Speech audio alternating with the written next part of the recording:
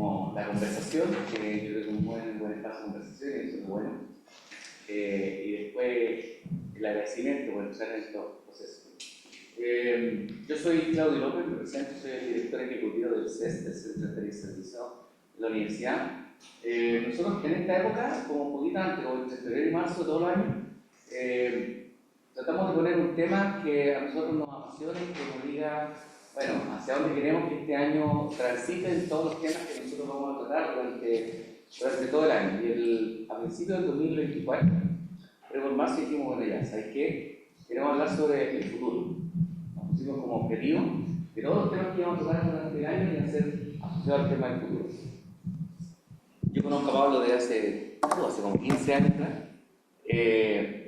y me topé entre medio de todas las conversas, hemos trabajado juntos con lo que estaba haciendo Pablo. Y nosotros hacemos un congreso en octubre de cada año, y el congreso todo el tema fue del futuro, ¿ya?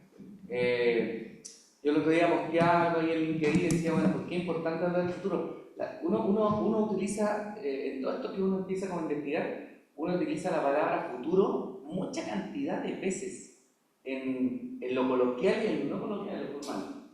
Y la verdad es que uno no tiene conciencia de lo relevante que es hablar más del futuro.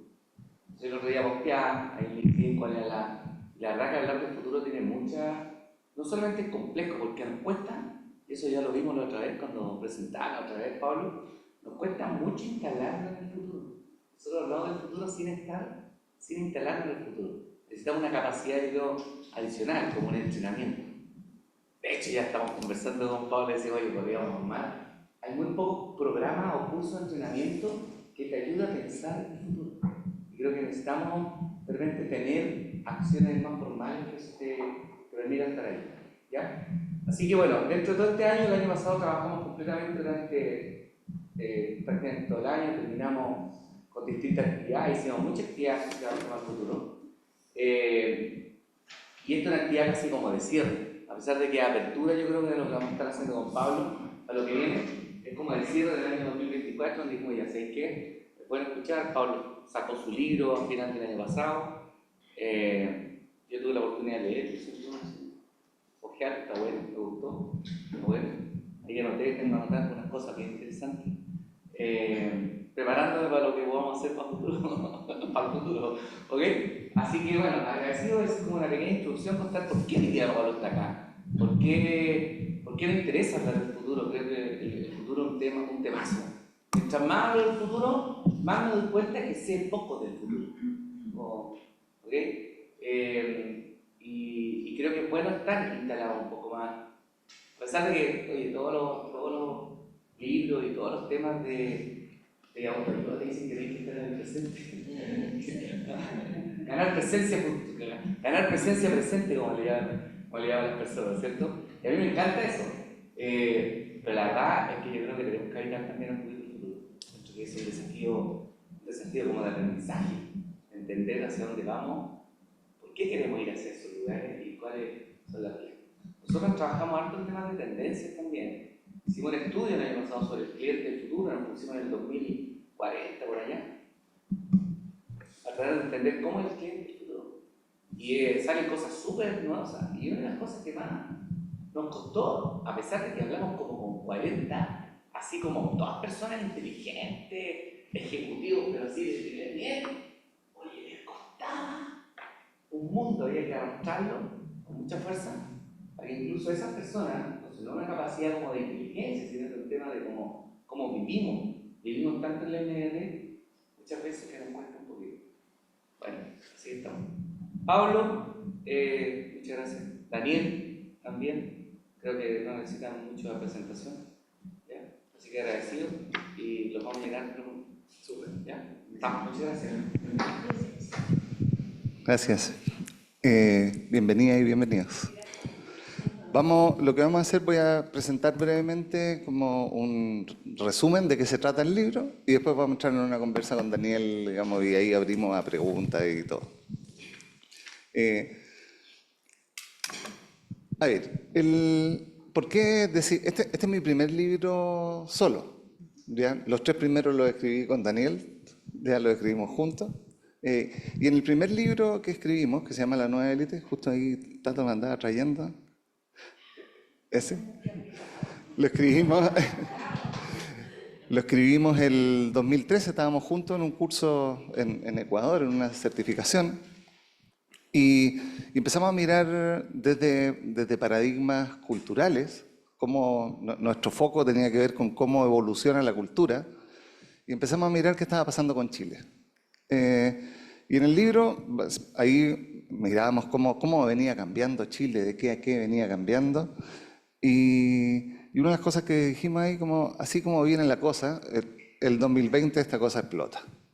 ¿Ya? O sea, ahí estamos entrando en un momento de tal complejidad cultural que si no aparece un índice, si no hacemos algo en el presente, en ese momento, la cosa, uno de los escenarios posibles, que era bastante posible, era que llegáramos a una conflictividad grande.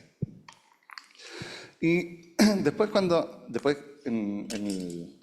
escribimos otros libros, o escribimos un ensayo entre medio, escribimos otro libro post-estallido, y recuerdo que hicimos un trabajo con ICARE, que tenía que ver con como precisamente traer esta mirada, digamos, bueno, ¿qué había pasado? Como yo en ese momento era de parte del directorio de la Cámara de Comercio de Valparaíso, y las explicaciones que aparecían ahí de por qué estaba sucediendo lo que estaba sucediendo eran algunas bastante mágicas, digamos, como, ¿ya? Y la conversación que yo tenía con ellos decía como, bueno, ustedes son directores de empresas, son managers y me están diciendo no la vimos venir, ¿ya? Y no la vimos venir es como, eso me cayó en supuestos de estabilidad, en todo en toda mi planificación, en cómo estaba proyectando que venía el futuro. ¿Ya? Entonces dije, mira, el tema social se va a mantener más o menos estable, por lo tanto mi plan, lo que hacemos en economía, como el ceteris paribus, ¿ya? Para que funcione el modelo, las variables se van a quedar quietas.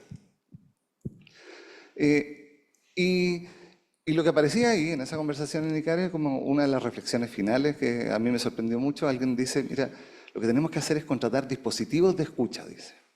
Decía, como, aquí hay algo que tiene que ver con, esto no es algo que vayamos a ir a comprar, ¿ya? Es una cierta sensibilidad contextual que es en el presente de qué es lo que está sucediendo que podría abrir futuros posibles, digamos, y futuros en plural. Porque al final es de tal complejidad, si yo les pregunto, digamos, como en qué estaban hace 15 años atrás, probablemente lo que estamos viviendo ahora y lo que vivimos entre medio ni se lo imaginaron. Entonces, pasan tantas cosas entre medio que hablar de futuro único, vamos a poner una visión y vamos a hacer un plan para lograr esa visión, más todavía en contextos como los que estamos viviendo, es bastante como irreal, digamos, y es poco estratégico. Entonces decidí, y el título por eso, digamos, el futuro siempre presente, ¿ya? Claudio lo decía, el futuro no existe, ¿ya? O sea, habitamos el futuro en el presente, es una preocupación que sucede en el presente. Invitamos a alguien a comer y construimos un futuro y empezamos a hacer acciones para que ese futuro suceda. Entonces, en el libro lo que quise mostrar un poco cómo había ido evolucionando nuestra concepción de futuro, cuáles más o menos eran las fases para poder prospectar y traerlo a las estrategias, cuáles eran las capacidades que tienen que tener los equipos, las competencias a desarrollar. Entonces, primero, ¿por qué estamos donde estamos? ¿Ya? Ahí puse una lista de paradigmas, seguridad, poder, orden, logro, sensibilidad, que desde la perspectiva cultural evolutiva son ciertos atractores centrales alrededor de los cuales como humanidad nos hemos ido ordenando para poder solucionar lo que nos toca vivir. Entonces, el más básico tiene que ver con la seguridad, nos encontramos, nos sentimos seguros, inventamos un cierto mundo. Pero, ¿cuál es el problema, digamos, en qué se está manifestando y cuál es el riesgo de ese paradigma si lo dejamos operar solo? Es que queremos certeza permanente y no sabemos movernos en mundos de no certeza. Y estamos en mundos de alta incertidumbre y lo que tenemos que hacer es incorporar la incertidumbre a la gestión. Después un mundo que tiene que ver con el poder, con el yo poderoso, el yo que impone su punto de vista. pero creemos que vamos a lograr el futuro a pura voluntad y fuerza, porque alguien lo declara, por un líder visionario, digamos, y se va quedando corto de alguna forma. Otra cosa es como, ya, para que esto funcione tenemos que ser ordenados, ¿ya? Pero resulta que hacemos planes con ceteris paribus, con supuestos de estabilidad, y tenemos que ir siguiendo el plan como quedamos que el plan era, y resulta que Maturana siempre decía, el dominio de la planificación es más restringido que el dominio de la vida. Entonces, la vida está sucediendo y la planificación se nos queda corta rápidamente. También un paradigma que tiene que ver con el logro, pero resulta que para que nos funcione ese logro vamos a tener una maravillosa planificación, pero vamos a tener que hacer supuestos de estabilidad para que la cosa funcione, y empezamos a controlar en función de lo que dice la planificación y cómo vamos avanzando y vamos haciendo los checkpoints ahí en la planificación, pero el contexto se está moviendo, ¿ya? Y si no tenemos una forma adaptativa que se le alimente, que sea resiliente frente a esos cambios, también vamos a quedar cortos. Y un paradigma que tiene que ver con la sensibilidad, que es un paradigma que socialmente está bastante más presente, que a veces empezamos a quedar medios inmóviles porque todo es relativo, todo es desjerarquizado, todo es importante, todos los puntos de vista son legítimos, son válidos, pero resulta que ponerse de acuerdo en una torre de Babel también es un problema, digamos. Entonces, ese recorrido evolutivo, que va como de menor a mayor complejidad, también nos empezó a poner en una posición en que esa construcción de futuro se queda atrapada en alguno de estos lugares, digamos, como, no sabéis qué, tengamos certezas. No, lo que necesitamos es un líder poderoso. No, lo que necesitamos es ser ordenaditos y seguir los pasos. Y lo que estoy ahí planteando en el libro tiene que ver con, bueno, cómo ocupamos y cómo, de alguna forma, tomamos cada uno de estos paradigmas para que aporten en su lado luminoso a esta construcción de futuro. La seguridad es absolutamente necesaria para que los equipos se puedan desplegar. Necesitamos seguridad psicológica para que las personas se atrevan a levantar la mano, a disentir, puedan explorar. Se necesita ese espacio de seguridad para atreverse a hacer cosas nuevas. El poder, como hay una concepción del poder que se entiende el poder como stock. Entonces, cuando hablamos de distribución de poder, creemos que yo el poder que tengo, el 100%, le paso el 50% a alguien y me quedo con el 50%. Pero cuando hablamos de distribución de poder en problemáticas complejas, lo que estamos diciendo es que ojalá los que están ahí en el problema tengan la capacidad de tomar la decisión. Y lo que estamos haciendo es multiplicando poder. Y eso requiere otras formas de gestionar. Orden, necesitamos un cierto orden. No es que vamos a ir construyendo las reglas. Yo trabajo harto con el Estado. Y el Estado, como el derecho público, es restrictivo, digamos, como a diferencia del derecho privado, que ha sido el gran choque, no sé, en el primer gobierno del presidente Piñera, cuando llega con la fuerza de lo privado hacia lo público, se encuentra con, este es un juego distinto. ¿Ya? Yo llegué con la raqueta de tenis a la cancha de fútbol, digamos, y se necesita ese orden que nos dé cierta estabilidad, digamos, que nos dé cierta estructura, pero al mismo tiempo tiene que ser flexible y tiene que ser contextual.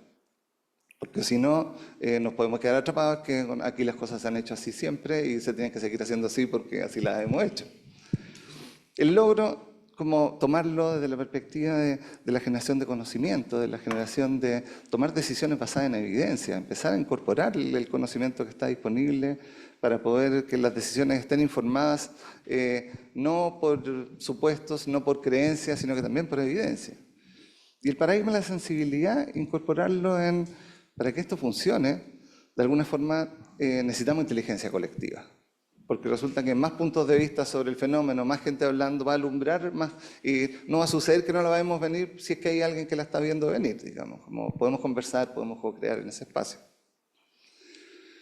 Ahí, entonces, como hay una propuesta que tiene que ver con una mirada integral sobre el futuro, que incorpore todos estos paradigmas y que tiene que ver con una cierta sensibilidad, ¿ya? Con una cierta sensibilidad contextual, cómo aprendemos a escuchar el presente, qué está sucediendo hoy que podría abrir, desplegar, hacer emerger un futuro posible. Nos pasa, trabajando en distintos ámbitos, cuando hacemos procesos de futuro, que las industrias son súper expertas en lo que hacen. Entonces yo le pregunto, ¿cuáles son las tendencias del retail? Van a conocer las tendencias del retail perfecto, van a conocer aspectos económicos vinculados al tema, pero los aspectos sociales, ¿saben cómo se está moviendo ahí? Y generalmente se nos llena la lista de los aspectos específicos de la industria, los aspectos técnicos, los aspectos económicos, pero lo político, lo social, lo ambiental, no lo tenemos tan claro. Y probablemente las disrupciones nos van a venir por ahí.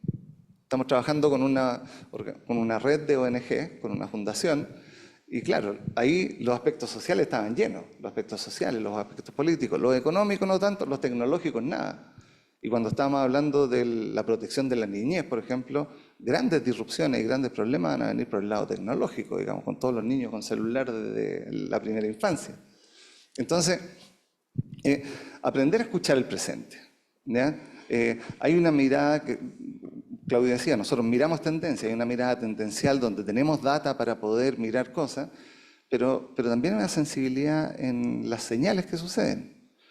Por ejemplo, una señal que ya apareció hace un par de años, las vasectomías en menores de 30 años crecieron gigantescamente, así como en un par de años. No hay data para decir esto es una tendencia que viene creciendo, digamos, no podemos llegar y proyectarlo, pero una señal que aparece en un dominio específico que si la proyectamos y la cruzamos con algunas otras cosas, cambia la configuración del mercado, cambia la configuración de los tomadores de decisiones, cambian un montón de cosas hacia el futuro, digamos. Entonces, lo que hacemos cuando hacemos estudios de futuro es pararnos en ese espacio especulativo, ¿ya? Y que tiene el tremendo riesgo de que estamos perdiendo la capacidad de imaginar. No es menor cuando Claudio dice, como, claro, nos ponemos al 2040 y nos cuesta llevar a la gente a esos lugares, ¿ya? La UNESCO tiene un programa que le llaman Future Literacy, que básicamente el diagnóstico que hay detrás es estamos perdiendo capacidad de imaginar. Y si perdemos capacidad de imaginar, también estamos entregando el poder para que otro imagine por nosotros. La inteligencia artificial, el poderoso de turno.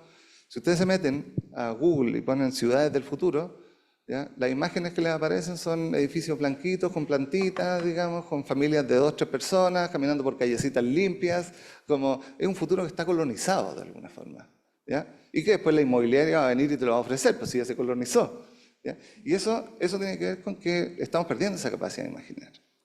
Entonces ahí, escuchar las señales, identificar ciertos paradigmas, hay que salir del paradigma lineal, digamos, como acción-reacción. Aquí como yo cuando estaba en la universidad me acuerdo que veíamos escenarios, tú veías el escenario normal, el más o menos malo y el más o menos bueno, que le ponían, movía un par de variables, le subía o le bajaba un par de porcentajes, así la sensibilización y ahí estaba, y digamos, como, no, aquí no, es como, ¿qué pasa si, cómo estamos preparados tanto para la guerra por agua como para el descubrimiento infinito del agua del aire, digamos, como, y la estrategia que estamos haciendo hoy es capaz de capturar eso y hacernos avanzar con esos escenarios a la vista. Y de alguna forma ahí nosotros lo que estamos planteando es como el cambio de la anticipación tiene que ver con un cambio de la ventaja competitiva que buscábamos en algún minuto con las barreras de entrada y etcétera, a una ventaja adaptativa que tiene que ver con tener una mayor sensibilidad y mayor resiliencia frente a un contexto que definitivamente se está moviendo. Hay como ciertas características ¿ya? De los equipos y competencias, es que básicamente, yo lo he visto harto en innovación, muchas veces en las organizaciones nos queremos innovar y hacemos un área de innovación, pero resulta que no permea la cultura, ¿ya? Aquí necesitamos que todos estemos anticipando, porque resulta que si lo pensamos, la organización como un ser vivo, todas las personas están percibiendo cambios en el entorno, somos como parte de la membrana de la organización y tenemos distintos puntos de vista, distintas valoraciones, que si logramos capturar esas percepciones, muchas veces nos van a estar dando cuenta de cosas que están pasando que pueden impactar sobre lo que estamos haciendo. Entonces, las mismas personas de la organización son parte de este sistema vivo que se va acoplando ¿ya? Adaptativamente con el contexto que le está tocando vivir. Y ahí hay ciertas características que tienen que tener los equipos y ciertas competencias. Y ahí nosotros planteamos ahí en el libro 4 grandes fases. ¿ya? En estudios de futuro hay algunos que plantean algunas fases más, algunas fases, pero más o menos como... Hay una fase inicial que tiene que ver con trabajar con los equipos en salir de esta lógica lineal normal de mirar el futuro, ¿ya? Veníamos acostumbrados a gestionar con la campana de Gauss. Probablemente el futuro va a ser más o menos parecido a lo que venía haciendo, va a caer dentro de lo normal, ¿ya? Y eso hay que desafiarlo, ¿ya? Y hay que desafiarlo no solamente a nivel de creencia, sino que también hay un desafío emocional, corporal, ¿ya? Las personas no les gusta mucho habitar en incertidumbre. Ya les empieza a tiritar el ojo, ahí, digamos, como les aparecen, rápidamente somatizan, digamos, como, y eso no basta con comprenderlo, no basta con entender que el futuro, sino que hay que entrar ahí un poco. Después, exploración. ¿Qué está pasando? ¿Qué está pasando en el contexto? ¿Qué está pasando en dominios que no tienen que ver con lo mío, que puedan impactar en lo mío? Mirar lo político, lo social, lo ambiental, lo tecnológico, lo legal. ¿Cuáles son las tendencias que están sucediendo? Podemos decir la temperatura del planeta viene subiendo de una cierta forma y como ya hay proyecciones de qué es lo que significa eso, pero si le sumamos, digamos, algunas otras señales, cambios políticos, aparecen configuraciones y ahí aparece la fase del mapeo. ¿Cómo logramos situarnos en diversos tipos de escenarios que informen la estrategia actual? ¿Ya? ¿Cuáles son los riesgos y las oportunidades? Y la pregunta central ahí es, ¿y qué tal si ese escenario sucediera? ¿Ya? ¿Qué oportunidades tenemos ahí? ¿Cuáles son los riesgos? ¿Qué estamos haciendo ahora que apalanca o no ese escenario deseado? ¿Cómo podemos mitigar esta cosa? Con las mismas acciones que estamos haciendo ahora. De forma de poder revisar nuestra estrategia y construir lo que se llama estrategia future proof, digamos, como a prueba de futuro, ¿ya? Que el futuro informe el presente para que nuestra estrategia saque los supuestos de estabilidad y los incorpore adentro. Y después llevarlo a acción concreta, digamos, como si tenemos estos escenarios posibles, estos son los riesgos que tenemos que estar haciendo en el presente, porque al final el futuro lo habitamos en el presente. Y ahí hay un trabajo estratégico, digamos, si seguimos en esta línea, estamos orientados a la construcción de esa visión, a llegar a esa visión, ¿y qué pasa si se nos desvía? ¿Tenemos mecanismos de adaptación entre medio? Y ahí lo vamos bajando ya a algo más concreto también.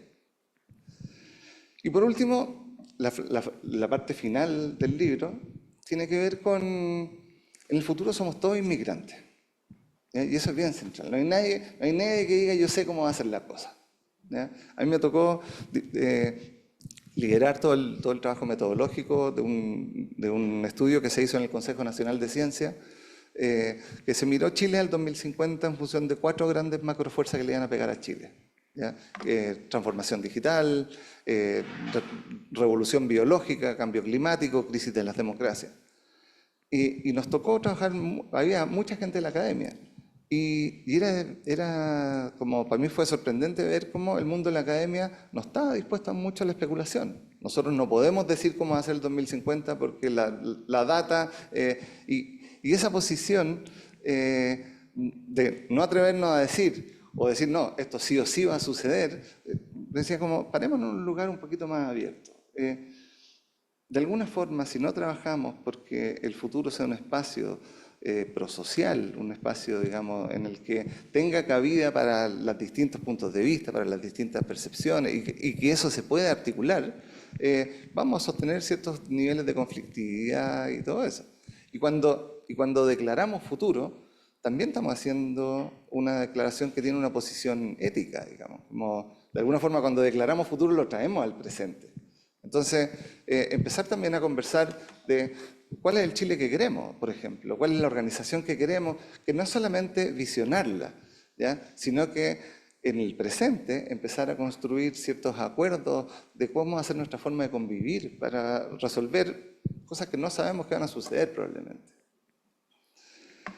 Este proyecto lo levantamos en una alianza de memética, que es la consultora, con esa cosa que es una editorial.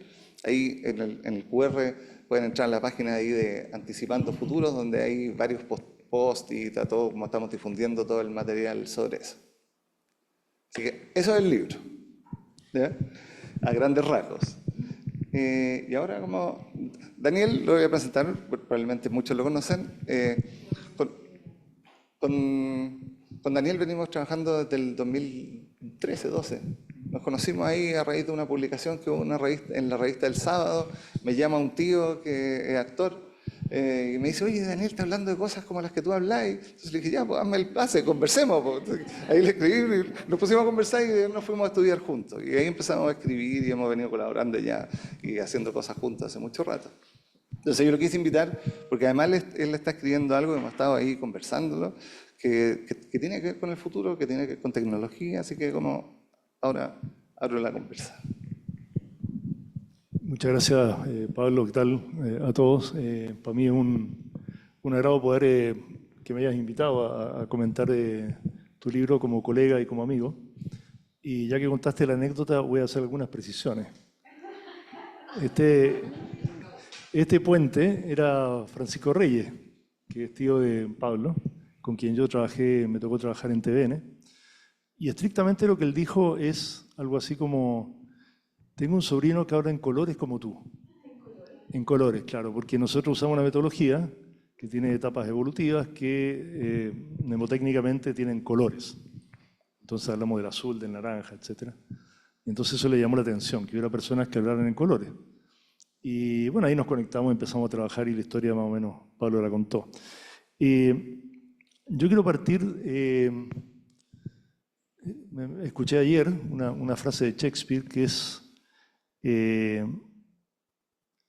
lo pasado es un prólogo. Y claro, cuando uno reflexiona, ¿un prólogo de qué? Bueno, un prólogo del futuro. No puede ser de otra manera, de un futuro que no está escrito, un libro que no está escrito. Y de alguna manera creo que lo que condiciona este prólogo son ciertas hebras de configuración de cómo va a ser ese futuro. Cuando uno abre el libro de Pablo y ve 3 prólogos, bueno, a partir de ahí se imagina que el libro va a desarrollarse de una cierta manera y no que va a parecer una novela histórica, por ejemplo, ¿no es cierto?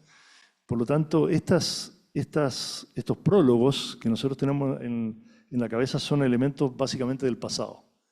Y me quiero posicionar en el mundo primitivo, y es uno de los estados de conciencia de los que habla la metodología que nosotros usamos, que es el primitivo, que es el estado como de una guagua o de un enfermo de Alzheimer agudo, ¿no es cierto? Que es estas personas sin capacidad cognitiva que tienen que sobrevivir de una forma muy intuitiva. Y en ese mundo chocan, ¿no es cierto? Y algunos sobreviven y otros no. Y en algún momento sucede que los humanos o prehumanos empiezan como a darse cuenta de que existe algo más adelante y que puede ser de alguna manera, no sé si condicionado, pero por lo menos pensado. Y bueno, los teóricos dicen, por lo menos yo que he estudiado mucho sobre el lenguaje, es lo que yo creo, que el lenguaje surge desde la necesidad de planificar. Es decir, de ponerle nombre a las cosas y de poder planificar que si voy a ir a cazar necesito una herramienta, tengo que ir con tales personas, tengo que hacerlo en tales condiciones.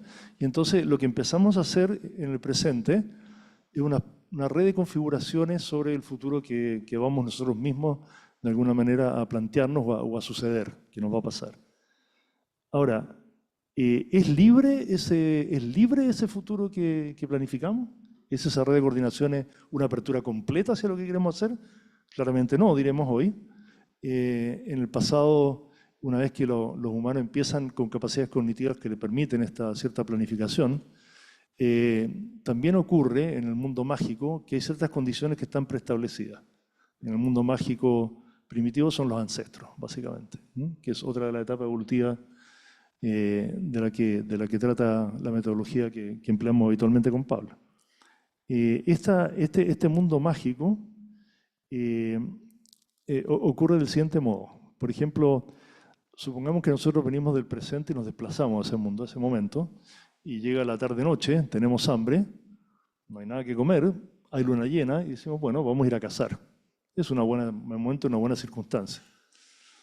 Y alguien de la tribu que te tocó integrar desde el futuro te dice, no, espérate, nosotros no cazamos la noche de luna llena. ¿Por qué? Es la mejor condición. Técnicamente, digamos, es el momento que hay que cazar. Tenemos hambre, están las condiciones.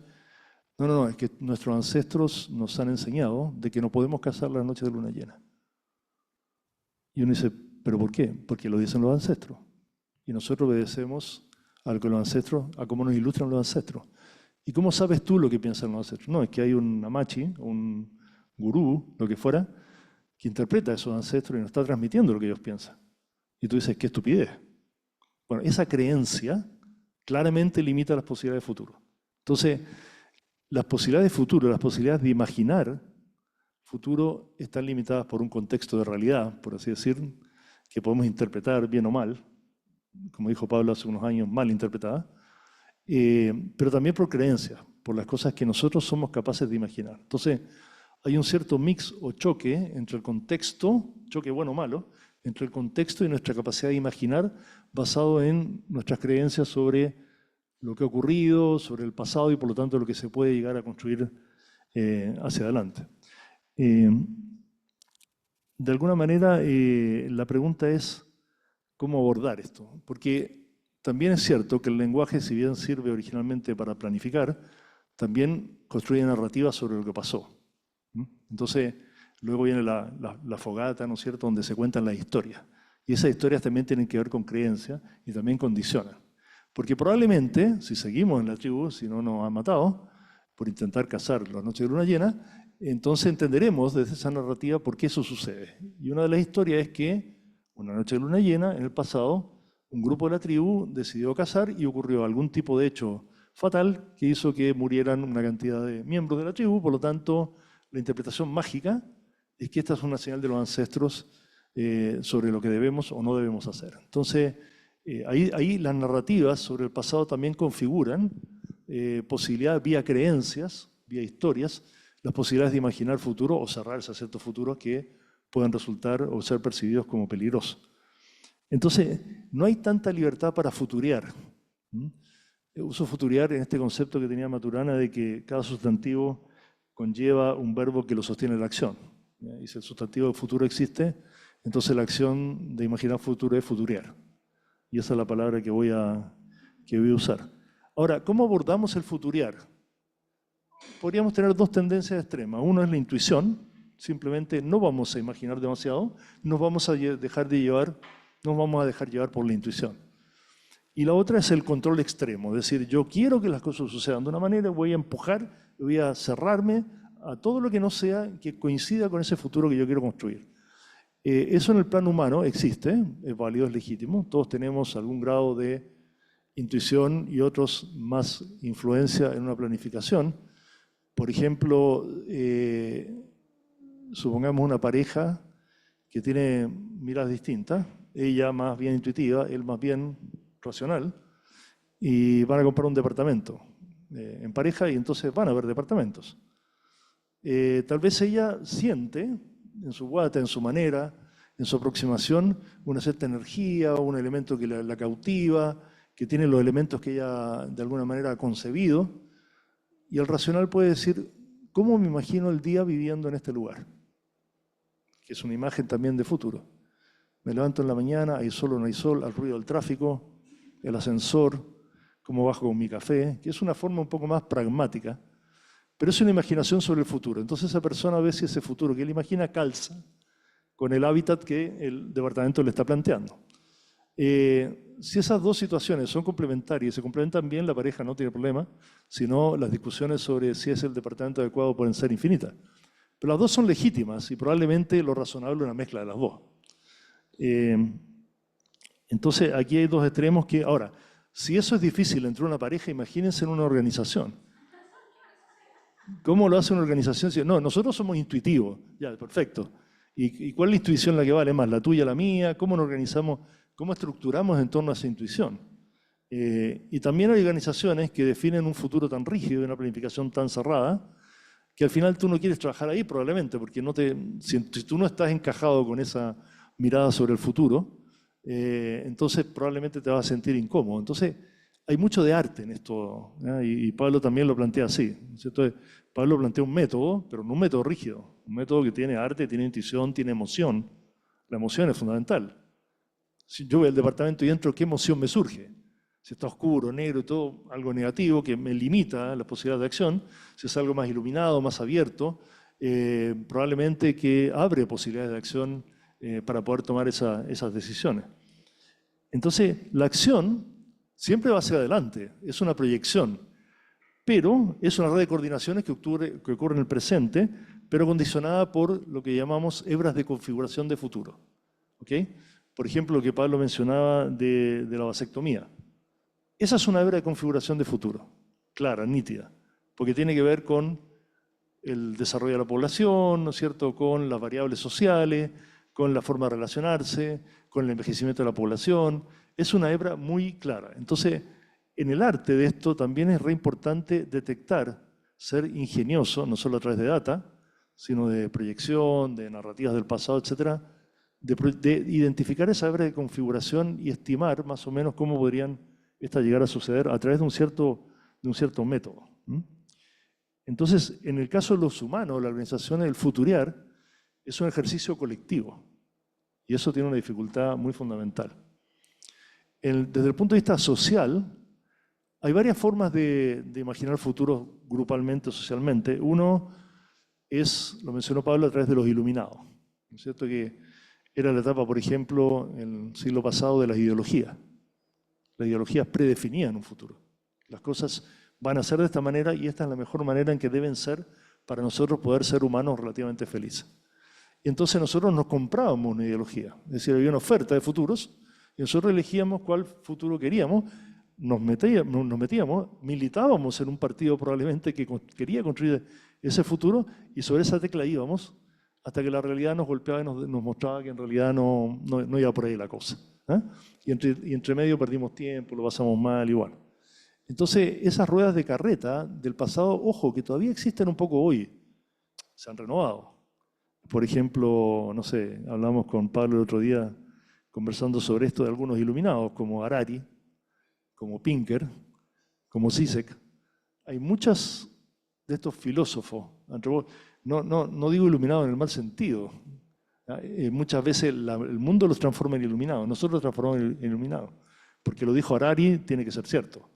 ¿Cierto? Cuando en realidad lo que él hace es una especulación que es legítima y útil, pero que tiene que ser tomada como eso, como una especulación de posibles futuros que pueden suceder.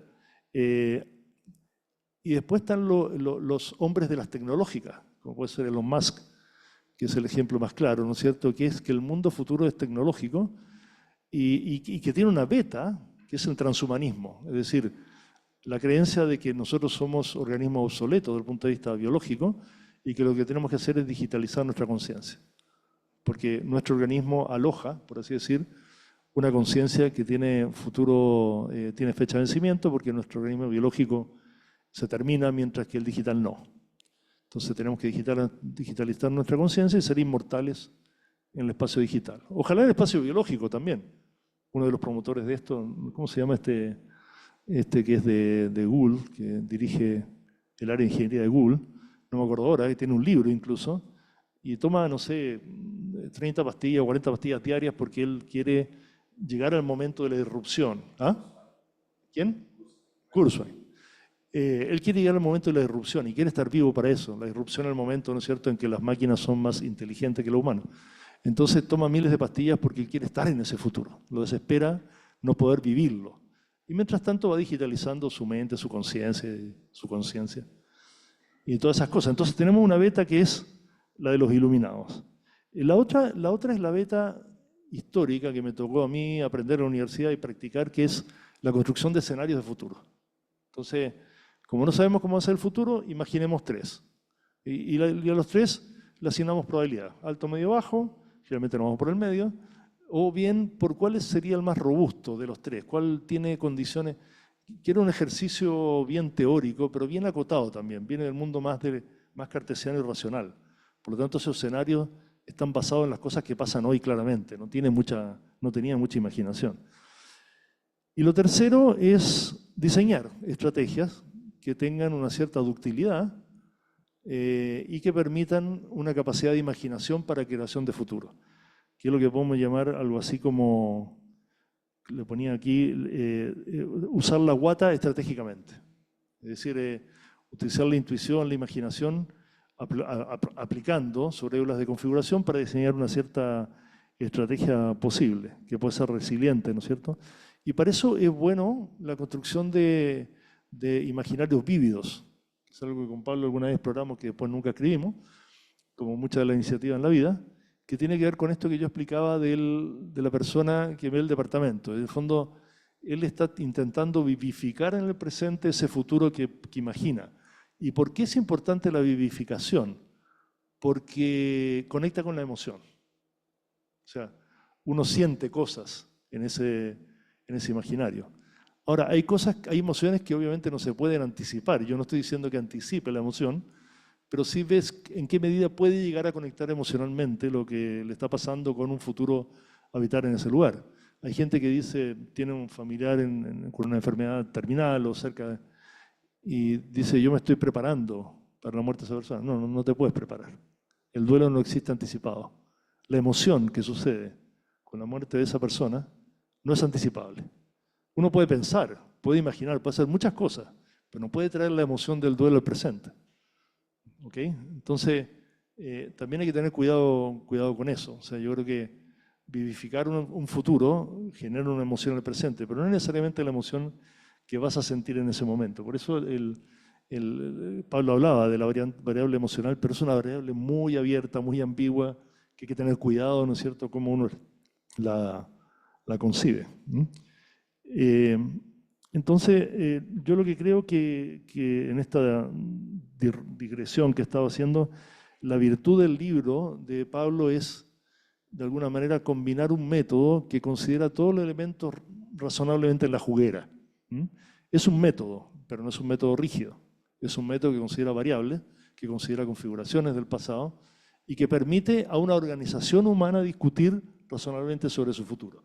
Mira, si al final diseñan una estrategia, razonable o no, mira, tiene el valor de haberlo construido en una imaginación colectiva sobre el futuro, que algunos aspiran y que otros creen que puede llegar a suceder o no. Entonces, creo que es muy valioso que las organizaciones se planteen esto. Yo también he trabajado en muchos años como ejecutivo y he visto lo que Pablo dice, la estrategia es la estrategia, lleva 5 años. Entonces, cuando vamos los 3 años, yo digo, oye, ¿no será bueno? No, faltan 2 años, ya, pero pasaron 3, digamos. Entonces, mi pelea era, hagamos una estrategia móvil, que dure 5 años, pero que cada año se vaya ajustando hacia los 5 años. Y 5 años es muy corto, además. Entonces, es cierto que existe en las organizaciones esta obsesión de la estrategia rígida, que tiene indicadores y además tiene un balance scorecard, que es, ¿no es cierto?, el sistema de control para que esa estrategia funcione. Pero en el balance scorecard no puedes incluir la variable de contexto externo a la organización que está en la vivencia diaria, ¿no? Y para terminar, la otra tentación que existe, que yo he visto que está existiendo, es preguntarle a la inteligencia artificial cómo va a ser el futuro. No tan burdamente como lo estoy diciendo, pero sí sondear. Y la verdad que ese es un error conceptual enorme porque la inteligencia artificial está basada en el pasado, no es capaz de proyectar, o sea, es una acumulación de datos, es probabilística y por lo tanto determinística, porque, no sé si ustedes saben, pero el chat GPT lo que hace gruesamente es que toma una palabra y ve cuál es la mayor probabilidad de ocurrencia de la palabra que sigue y toma esa probabilidad, o sea, toda esa palabra. O sea, si yo le digo Don Quijote y le digo un señor gordo, se era Sancho Panza. O sea, no está condicionado porque esa es la historia que tiene, eso es el dato que tiene. Y mientras que la vida humana es un transcurso, es una deriva que no tiene determinación. Nosotros no sabemos cómo va a terminar esta conversación, no tenemos idea. Si metiéramos, si todos fuéramos inteligencia artificial aquí, probablemente hay un fin, que no lo conocemos ahora, pero que sí está determinado. En cambio, el mundo nuestro no transcurre de esa manera y por lo demás existen estos sistemas de creencias que un sistema de inteligencia artificial no tiene a priori. Ha recogido la experiencia humana, pero no tiene una creencia, ¿no es cierto? No, tiene sesgos, pero no tiene sistema de creencias o sistema de valores. Entonces, esa tentación creo que hay que desterrarla y uno de los trabajos que deberíamos hacer es, en la universidad, en todos los campos, es enseñar cuáles son las limitaciones, los contextos, cómo debe usarse la inteligencia artificial y en ningún caso para futuriar usándola de una manera exclusiva. Hay algo que Daniel está escribiendo un libro que son varios libros, la verdad, que tiene que ver con el lenguaje. Y lo veíamos y ya estaba haciendo algunas pruebas, y hemos estado haciendo algunas pruebas, digamos, como metiéndole ciertas... Yo les mostraba estos como distintos niveles culturales, distintos niveles paradigmáticos, y cómo cada uno de ellos tiene sus propias narrativas. ¿Ya? O sea, si uno piensa, las metáforas organizacionales son casi todas de máquinas. Esto tiene que andar como avión, esto tiene que funcionar como reloj, hay que acelerar, hay que sacar grasa, digamos, están todas paradas ahí. ¿Ya? No hay metáforas organizacionales que sean como este es un ser vivo que se tiene que acoplar al contexto y en el nicho lógico que lo sostiene, ni nada por el estilo. Por lo tanto, el futuro que se despliega en ese lenguajear va a seguir siendo de control y mando, de máquina, y que es una cosa que en algún minuto, lo interesante es que en algún minuto fue útil a un cierto contexto, fue útil a un cierto sistema de creencias, pero el proceso evolutivo y el proceso de emergencia de nuevos futuros tiene que ver con ese calce entre aquello que está tocando vivir, el contexto, y la forma como lo estoy abordando. Y cuando el contexto se está moviendo a una velocidad gigantesca, como se está moviendo, nuestra forma de abordarlo va a estar siempre en tensión. Y esa tensión, el impulso, es recurrir a lo que sabíamos de antes. Ya prendamos una velita para que nos vaya bien, digamos, en el futuro, digamos, porque llevamos miles y miles de años prendiendo velitas para que nos vaya bien. ¿Ya? ¿Ah? Incienso, claro, claro. Como tú me contabas una anécdota, digamos, en televisión, de eso que alguien decía, bueno, ojalá esto funcione, digamos, como... el tarot. A mí me ha tocado ejecutivos que tienen su tarotista, digamos, para poder tomar decisiones. ¿Ya? Y que no es cuestionando como otros sistemas de creencias ni otro tipo de práctica, porque el tarot también se puede usar como una forma de poder reflexionar con. ¿Ya?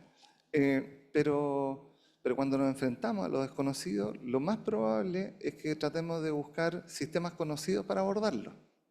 ¿Ya? Y es ahí donde quedamos descalzados. ¿Ya? Y es ahí donde aparece esta tensión adaptativa. Y esta tensión que hace que los equipos requieran nuevas capacidades de imaginación, nuevas capacidades de capturar esa inteligencia colectiva, de validar las distintas sensibilidades, de legitimar los distintos puntos de vista de forma pragmática. Porque también la cosa es que cuando entramos en el paradigma más sensible del futuro y de todas, todos, todes, y empezamos, la cosa puede ser de una inmovilidad gigantesca, porque resulta que cualquier paso que demos como, va a tocar alguna sensibilidad que lo más probable es que, dado que son legítimos los puntos de vista, estén desjerarquizadas, y sea muy difícil ponerse de acuerdo si son más importantes las ballenas, que las minorías, que las preferencias, entonces tenemos que abordar todo. El otro día, hace un tiempo, salía un reportaje acerca de los transespecies, ¿ya? Personas que se autoperciben de otra especie. ¿Ya? Entonces entrevistaban ahí a uno que se creía dálmata. ¿Ya? Entonces él declaraba que él era dálmata. A mí, yo soy profundamente liberal, digamos, si la persona se cree dálmata es problema de ella, como cosa de ella.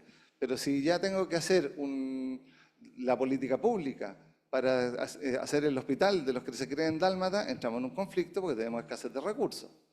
¿Cómo lo hacemos? ¿Es gestionar solamente para lo normal? Tampoco, ¿ya? Porque resulta que si no vamos a estar ahí como permanentemente en conflicto. Entonces, ¿cómo abordamos ese futuro emergente? ¿Cómo se aborda de forma pragmática? Y ahí, como un ejercicio interesante, cuando conversamos con Daniel respecto al tema de la inteligencia artificial y respecto a esta forma que él planteaba como de los iluminados, hacer una declaración de futuro en el presente tiene una posición ética, porque estoy trayendo una cierta realidad. Cuando hacemos estudios de futuro, nosotros no estamos queriendo achuntarle al futuro, digamos. No es más exitoso el ejercicio de futuro porque efectivamente el 2050 sucedió lo que dijimos que iba a suceder, sino que el ejercicio es un ejercicio encarnado en el presente de pararnos en posibilidades que no estamos viendo para ver si lo que estamos moviendo se acerca o no se acerca a las posibilidades que queremos construir. ¿ya? Y si estamos teniendo en cuenta variables que pueden impactar esas posibilidades. Como tenemos un riesgo, si lo pensamos, Chile es uno de los países como que de mayor impacto en la crisis hídrica. Si proyectamos la crisis hídrica a nivel global, etcétera, como una de las posibilidades es que en algún minuto tengamos migraciones por agua, guerras por agua. O sea, Mad Max es un escenario posible, ¿ya? Si lo ponemos como de esa forma. Como, no es que vayamos, o sea, si no tenemos a la vista que Mad Max es un escenario posible en nuestra estrategia, como vamos a seguir usando el agua como si el agua fuera un bien costo cero, porque es infinito, ¿ya? Y eso va a dificultar que aparezcan posibilidades de innovación que sean más eficientes en el uso del agua, va a dificultar que aparezca la valoración de no darme la ducha de 20 minutos o dejar el agua corriendo mientras me estoy lavando los dientes. O sea, es todo un cambio social que puede apalancar ciertas prácticas en el presente que pueden impactar en un futuro para el bien común, de alguna forma. Teniendo a la vista que las organizaciones están buscando resultados, tienen... El otro día yo participo en un chat de un grupo de directores que están como comprometidos con carbono neutralidad. Y yo les preguntaba, como en las conversaciones de directorio, ¿cuántos de escenarios de futuro hay? Y no hay casi nada. La mayoría es compliance y finanzas. Y si yo soy del directorio y mis preocupaciones son compliance y finanzas, el CEO que me tiene que reportar a mí va a estar preocupado de compliance y finanzas, evidentemente, digamos. Entonces, y de ahí para abajo, ¿para qué decir? Digamos, entonces, ¿cómo vamos abriendo este juego de la imaginación, habilitando a los equipos para que sean capaces de ponerse en esos escenarios posibles y vayamos revisando lo que estamos haciendo en función de aquello que queremos que pase, aquello que no queremos que pase, aquellas posibilidades que emergen? Yo estoy trabajando ahora, empezando a trabajar con Corfo, con una mirada que tiene que ver con innovación anticipatoria, ¿ya? ¿Cómo hacemos innovación en espacios de alta incertidumbre? ¿Cómo hacemos diseño especulativo, por ejemplo, una de las líneas? ¿Cómo hacemos diseño para necesidades que todavía no existen? ¿Ya? En un consumidor, cuando decía Claudio, estamos haciendo la tendencia al consumidor, ¿cómo diseñamos algo para un consumidor que todavía no está diciendo su red de creencias, su estructura de preferencias? Es más cercano al arte que al diseño, porque en el diseño tenéis la necesidad ahí que suplir, ¿ya? Y se requiere harto pensamiento, Daniel lo decía, se requiere harto como pensamiento artístico que de alguna forma que traiga la imaginación de vuelta, ¿ya? Que nos atrevamos a imaginar. Cuando yo era chico yo me imaginaba el espacio, ahora ya tengo imágenes hasta como miles y miles y miles de años luz para allá, digamos, como nos imaginábamos el fondo del mar, ahora ya está. Esa colonización tecnológica de la imagen está restringiendo las capacidades de imaginación. Y restringir las capacidades de imaginación hace que los futuros sean más lineales y que las cegueras que tenemos frente a ese contexto cambiante sean cada vez más grandes. No quiero monopolizar la palabra, pero no puedo evitar contar una anécdota, porque el mundo de la televisión es prolífico en anécdotas, historias, y este tema cabalístico es muy importante en el mundo del arte, del teatro, de la televisión, como no mencionar nunca culebra o serpiente en un estudio, en un lugar de grabación, porque es mala suerte, prender velitas, porque es buena suerte, consultar a veces el tarot, que no sirve para nada, porque si te dicen que va a ser un fracaso, igual ya vas a tener que hacerla, no va a dejar de hacer la obra, entonces lo único que hace es que te inseguriza, ¿no es cierto? Bueno, y ustedes no sé si saben, pero cuando uno quiere desearle éxito o suerte a un artista en el teatro o cuando va a grabar, es mierda, mierda. Bueno, mierda, mierda proviene de que en la antigüedad, en las obras de teatro muy antiguas, la gente llegaba en carruaje. Entonces, mientras más carruaje llegaban, más excremento de caballos había. Entonces, mierda era una noción de éxito, era un indicador de éxito. Entonces, uno le tiene que decir a un actor o a un director, mierda, mierda, jamás suerte. Porque suerte es mala suerte, mierda, mierda, buena suerte. Bueno, recordando eso, que tiene que ver más con el mundo mágico, sobre lo que va a suceder en el futuro. El futuro va a suceder de una manera tal que si yo hago algo en el presente, una cábala, entonces puede resultar mejor. Como el jugador que entra a la cancha y da 3 saltitos, toda esa historia. Y recuerdo que en el funeral de Sergio Livingstone, con quien me tocó trabajar, habló un sobrino de él. Y este sobrino contó la siguiente historia. Él había terminado sus estudios de Derecho y tenía que dar el examen de grado. Como ustedes saben, los exámenes de grado de los abogados se sortean, no sé, 2, 3 temas y hacen preguntas sobre eso. Entonces, este muchacho se acercó a su... Era un nieto en realidad, no un sobrino, un nieto. Se acercó a Sergio y le dijo, abuelo, mira, te quiero pedir algo. Le dice, ¿qué? Bueno, tú usas, cuando estás en pantalla, has usado una corbata roja. Y yo he visto que cuando tú usas la corbata roja, en general Chile gana. Entonces te quería pedir si me prestas tu corbata roja para que a mí me vaya mejor.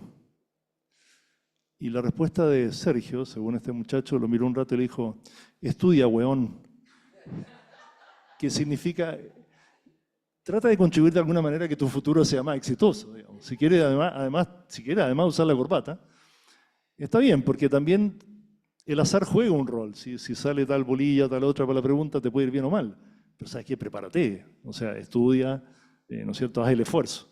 Y creo que hay dos miradas, incluso de un viejo a un joven, en que el viejo tiene una mirada más pragmática y más de construcción de futuro a través del esfuerzo, y un joven, en este caso, tiene una mirada más bien cabalística sobre el éxito. Así que todos estamos todo el rato jugando con estas variables. Hay gente que dice las cosas suceden por algo. Yo no creo, o sea, a mí esa frase me revienta. No es que no suceden por algo. Suceden en función de lo que nosotros hacemos, percibimos por un contexto, pero no por algo en el sentido que eso estaba predestinado a que sucediera. ¿Ah? Me falló una pega. Las cosas suceden por algo. No, a mí me habría encantado estar en esa pega. Mi futuro probablemente habría sido mejor. ¿Por qué tengo que ser fatalista y pensar que hay algo que hizo que eso sucediera de esa manera? Pero esa es mi creencia, es mi forma de pensar. Por eso es que es súper difícil en organizaciones construir estrategias con imágenes de futuro que convoquen, porque todos tenemos miradas muy distintas. Y ese es un trabajo que hay que hacer con las personas en los sistemas de creencia. Yo creo que, porque también tú puedes tener una imagen de futuro fantástica, pero que después es verticalizada en la organización y por lo tanto no tiene adhesión, no tiene engagement. Entonces, es un proceso colectivo que tiene que partir de lo colectivo. Tampoco puede ser una asamblea permanente, como en el sistema que llamamos verde, ¿no es cierto?, en que podemos estar, hasta que no lleguemos a un consenso absoluto, nos inmovilizamos. Eso, pero hay formas que se pueden, trabajar, y el libro lo plantea en organizaciones para hacer este trabajo colectivo más fructífero y más enganchador con la gente que participa. Pero bueno, yo creo que es momento de conversar con usted. Vamos a abrir ahí la palabra preguntas. Tomando lo que decía Daniel, hay un proverbio sufi que dice, confía en Dios, pero amarra tu camello. O sea, es esta mezcla de las dos cosas, digamos, como intuición, capacidad de control, capacidad de estrategia, digamos, como no invalidar una por otra. En cualquiera de los dos lados podemos caer o en exceso de rigideces o inmovilidad entonces, ir mirando ahí. Ya, vamos a abrir preguntas, comentarios.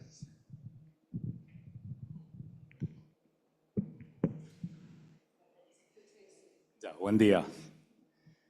Vladimir Alonso es mi nombre, gracias por la presentación. Yo quería hacerles una pregunta.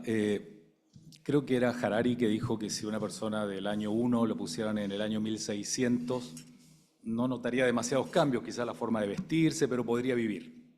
Sin embargo, alguien del año 1900, puesto en este año, no entendería el mundo para nada. Eso quiere decir que el futuro está cada vez más cerca, ¿no?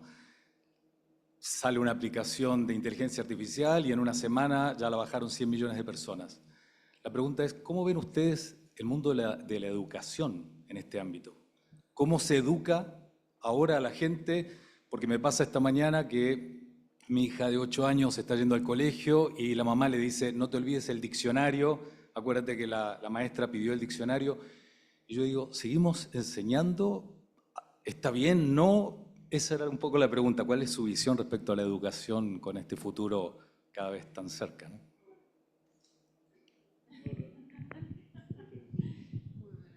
A ver, yo creo que la educación es la clave y la pieza central de lo que viene. Uno de mis hijos salió del colegio hace un par de años. le cargaba el colegio. Yo creo que a muchos de los niños les carga el colegio. Ya, me decía, yo no entiendo para qué me hacen ir a que el profesor me muestre algo que me lo podría haber mandado y en vez de hacernos conversar entre nosotros. Y él me explicaba un sistema que era bastante más cercano a un sistema vivo, ¿ya? Que a alguien que sabe, gente que no sabe, gente que traspasa conocimientos de una forma u otra. Pero al mismo tiempo, como estamos en un contexto el otro día estaba en la Universidad de Chile, entonces aparece alguien y dice como sí, hay que propiciar pensamiento crítico, porque el pensamiento crítico es cómo vamos a luchar contra las fake news.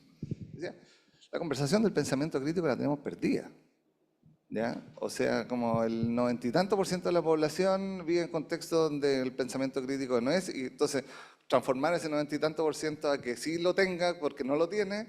Entonces creo que ahí yo no tengo una solución ni nada por el estilo, digamos, pero se requiere un rediseño gigantesco de la forma en que habilitamos a nuevos seres humanos a participar de este contexto relacional social, ¿ya? Y que probablemente no tenga que ver con qué conocimientos son, sino que con la forma de conocer, con la forma de vincularse para poder capturar nuevo conocimiento en contextos en los que la obsolescencia es más rápida. Entonces, ya no basta con que yo me aprendiera las cosas de una cierta forma y de ahí me iba a servir para toda la vida lo mismo. Tengo que tener la capacidad de mirar eso en el nuevo contexto que está emergiendo y poder soltarlo para poder tomar algo nuevo. Muchas veces hablamos del desaprender, ¿ya? Pero nosotros como especie no tenemos la posibilidad de desaprender. Lo que hacemos es generar un circuito neuronal que es más poderoso en la respuesta que el anterior, pero el anterior está activado. Y eso cuando tú decís como esta diferencia de la persona en el año 1 al 1600, nosotros tenemos, y esas son las capas evolutivas que nosotros planteamos, y por eso el libro se llama El futuro siempre presente, de alguna forma, porque tomo un libro de Jan Gebser que se llama El origen siempre presente, que tiene que ver con que tenemos todo el recorrido de la especie sucediendo en nosotros en este momento, ¿ya? Y por ejemplo, lo que Daniel contaba como de este paradigma de sobrevivencia, seguridad, tenemos miles y miles y miles y miles de años haciendo esto y el otro como legítimo otro lo declaramos como en el 1948. Y todavía tenemos esclavitud, digamos, entonces tenemos 70 años en una deriva y tenemos miles. Entonces, la persona cuando llega a la organización, el niño cuando llega al colegio, lo primero que va a hacer es buscar seguridad, ¿ya? Y se va a quedar con el que lo saludó, el que lo acogió, y eso no lo tenemos a la vista porque pensamos que somos seres racionales tomando decisiones, digamos, como... Entonces, ahí hay una transformación en la convivencia para generar nuevas formas de conocer. Para mí. Los contenidos van a ir cambiando y probablemente estén bastante, o sea, de hecho están muchísimo más. Antes yo escribía un libro y para que llegara a otro lado del mundo podían pasar años y el libro ya, tú traes una carrera y salís de la carrera y lo que te enseñaban al principio ya no era al final, digamos. Yo me acuerdo en la universidad cuando teníamos todos los análisis de datos, todo eso que llegábamos con los 2 disquetes floppy, en uno teníamos el sistema operativo y en el otro teníamos el DBase, ¿ya? Como que tenemos que ir a buscar al otro edificio la impresión de la base de datos. Como si no tenemos esa capacidad para capturar, aprender, soltar, ir modificando, y eso es más relacional que la lógica también individual, competitiva a la que estamos arrojados, que tenemos los niños también en esa deriva como del rendimiento, de la nota, de que tú partes en este año y en este colegio porque lo que tienes que llegar a hacer es... creo que eso está tendiendo a colapsar. Sí, a mí me surgen dos comentarios. Uno desde el punto de vista de políticas públicas, que encuentro bien, tal vez polémico lo que haya a decir, pero da lo mismo. Aquí somos pocos, nadie está grabando, nadie sabe. Yo no entiendo cómo puede haber un esfuerzo del Estado tan grande en recursos para la gratuidad de la educación y tan pocos recursos para la etapa cognitiva temprana de los niños. O sea, entre los 0 y los 4 años no estamos jugando, digamos, la facultad cognitiva, el 80% de las capacidades cognitivas de un niño, ¿te fijas? Y digo esto porque hay un trade-off. O sea, ojalá tuviéramos las dos cosas, gratuidad Pero como los recursos son escasos, si a mí me preguntan desde el punto de vista de política pública, mete la plata ya. Forma educadores, pon a la Nolfi Ibáñez que le enseñe todos los días, págale lo que sea y que forme un grupo y que después distribuya, te fijas la forma no sé, los aprendizajes para los profesores o para los educadores. Yo creo que ahí tenemos una falla fundamental. Cuando hablamos de esto, que tú mencionas, estamos pensando como enseñanza, digamos, escolar, media, pero ¿qué pasa en los jardines? ¿No es cierto? Creo que ahí hay un factor importante. El jardín no concebido como el cuidado del niño para que no se mate, digamos, y arbitraje para que no se pelee con otros niños, y no una fase cognitiva fundamental. Tal vez estoy exagerando, si hay una formación cognitiva y todo, pero el acento de política pública no está puesto ahí, me parece que eso es un error. Lo segundo es que ya en etapas más maduras, más que concentrarse en los niños son muy maleables, para bien y para mal, digamos. Están en una etapa, en un momento en que absorben creencias, son como una esponja de conocimientos, de experiencia. Entonces yo pondría el foco en los padres y en los profesores. Porque, por ejemplo, los profesores no saben lo que es la inteligencia artificial y le tienen miedo. ¿Ok? Y los niños ya están usando la inteligencia artificial. Entonces, ¿cómo es posible que haya esa brecha?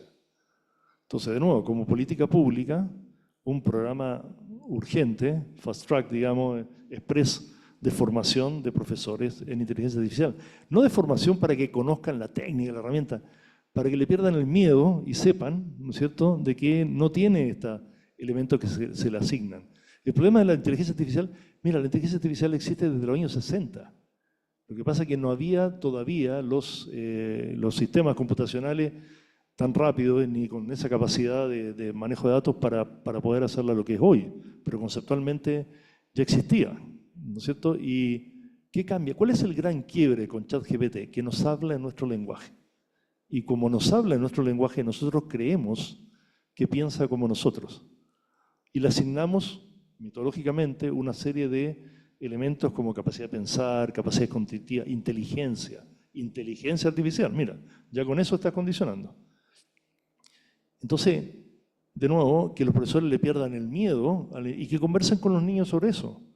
Pero no desde el miedo, desde el conocimiento, es decir, enseñar a los profesores cómo el aprendizaje humano es un aprendizaje en activo, que se encarna en la acción, con la emocionalidad, ¿no es cierto?, con la experiencia humana, y que el sistema de inteligencia artificial no.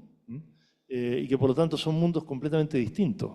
Y que no conviven, sino que intercambian texto, que es muy distinto. ¿Te fijas? O sea, la importancia del lenguaje, Maturana lo decía, ¿no es cierto? La importancia del lenguaje es aquí fundamental, tomarlo en cuenta. Y lo otro son los padres. Si en la reunión de apoderados nos dedicamos a discutir si el apio o la papa frita, no en todas partes, pero oye, les recomiendo una obra de teatro, creo que todavía está, sí. Reunión de apoderados. En este teatro que está en Bellavista, que es de este muchacho. ¿Cómo se llama ese teatro? Está en Malincroft, creo, en una de esas calles. ¿Ah? El San Ginés. Además trabaja el protagonista, un gran amigo mío, que es Claudio Redondo, que es impresionante el papel que hace. Es una caricatura, pero es una caricatura con fondo. Cómo se expresan en esa reunión las aspiraciones de éxito que yo tengo sobre mis hijos y cómo les cargo, de alguna manera, esa forma de concebir el mundo futuro, a través de una competencia, a través no sé, tal vez más que reunión de apoderados yo le llamaría escuelas de padres y llevaría expertos y tendría conversaciones sobre la educación, sobre la formación, sobre el manejo emocional, afectivo. No digo que no haya otras coordinaciones, está bien, oye, está bien ¿cómo se llama? El viaje de fin de, ¿cómo se llama? El viaje fin de estudio. Oye, pero no podemos dedicarle horas, carmés, ¿cómo se llama? Concurso, todo, a un viaje que ocurre una vez, que es muy bonito, pero que ocurre una vez durante una semana. Yo encuentro eso, me van a perdonar, yo encuentro un poco frívolo. Si es que no hago simultáneamente, no le digo tiempo, esfuerzo y recursos a la formación de los padres en educación de sus hijos.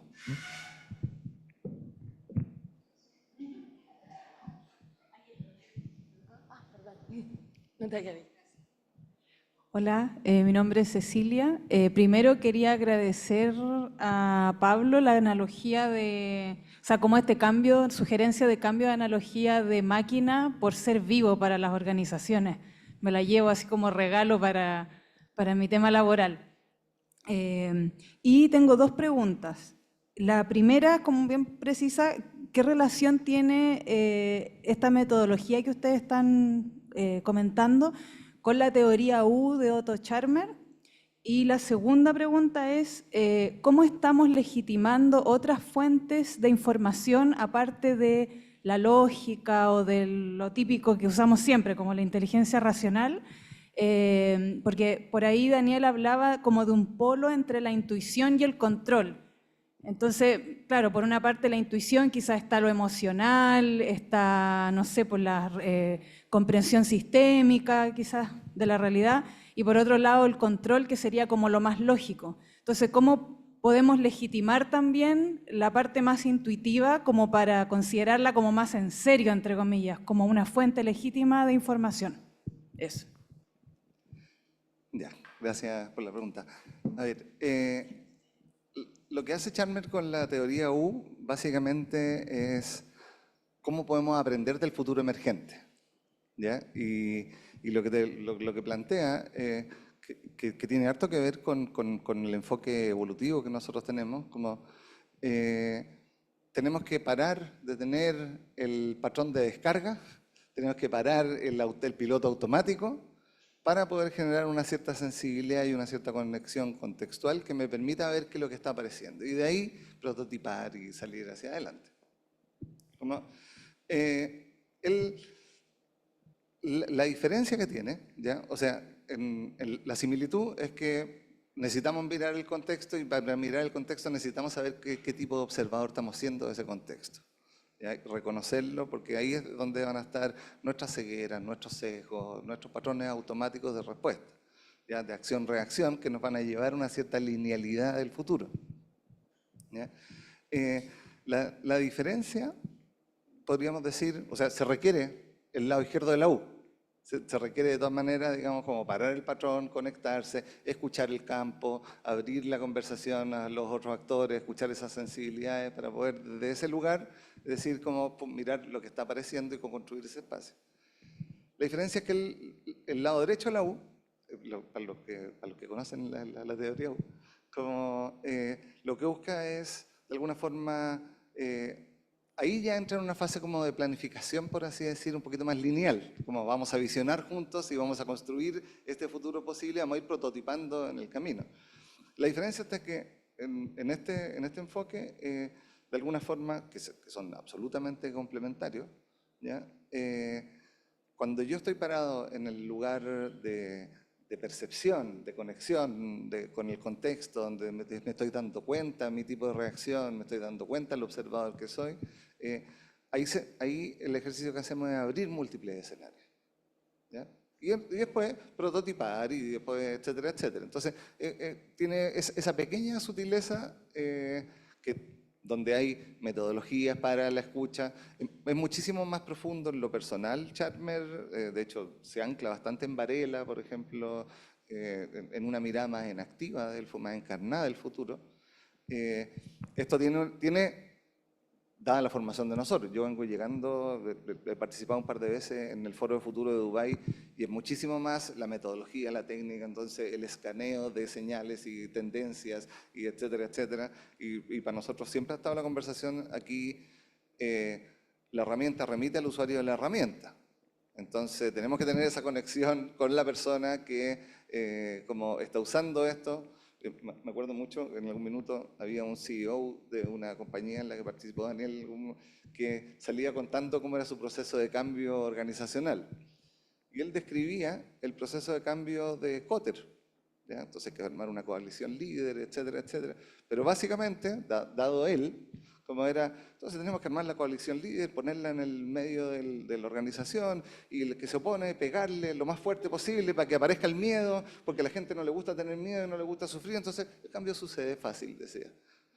Entonces, no tenía que ver con la herramienta, yo creo que Kotter ahí se pegaba en la cabeza, digamos, con eso, ¿ya? No tenía que ver con la herramienta, tenía que ver con el usuario. Entonces, creo que la teoría U aporta esa fase inicial. Y se puede complementar con más escenarios para que salgamos a prototipar el lado derecho de la U. Y lo otro, yo creo que esta conversación que yo remitía en la Universidad de Chile, en el dije, tenemos perdida la guerra contra el pensamiento crítico, precisamente va por el camino de validar otras formas de conocer también, ¿ya? La intuición no es algo mágico que aparece, o sea, la intuición también se entrena, también hay otras capacidades, hay mucha investigación alrededor de otros tipos de capacidades que definitivamente no son solamente las lógicas como mecánicas, ¿ya? Que son necesarias, porque resulta que también si no podemos caer en el que, no, es que yo creo que, yo pienso que, digamos, y como que la evidencia da lo mismo, digamos, entonces podemos conversar porque yo digo que la Tierra es plana porque la verdad que no veo que sea redonda y como... entonces, creo que es esa mezcla, como tenemos esos dos elementos al mismo tiempo. Por eso yo decía, como esto no es contra el tarot. ¿Ya? Creo que si yo le pregunto al tarot cómo me va a ir en el escenario y en función de eso decido si me muevo o no me muevo, claro, tengo un problema. ¿Ya?